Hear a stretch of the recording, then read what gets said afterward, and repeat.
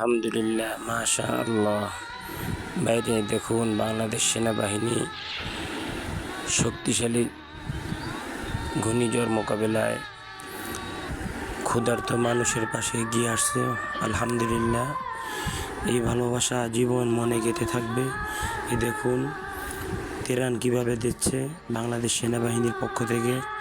আলহামদুলিল্লাহ, ভিডিওটা ঝড়ের গতিতে শেয়ার করে অপর মুসলমান ভাইকে দেখার সুযোগ করে দেবেন।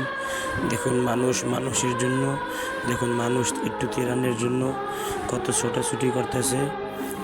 যার যার স্থান থেকে সবাই গরিব মানুষের পাশে এগিয়ে এসে সবাইকে সহযোগিতা করুন।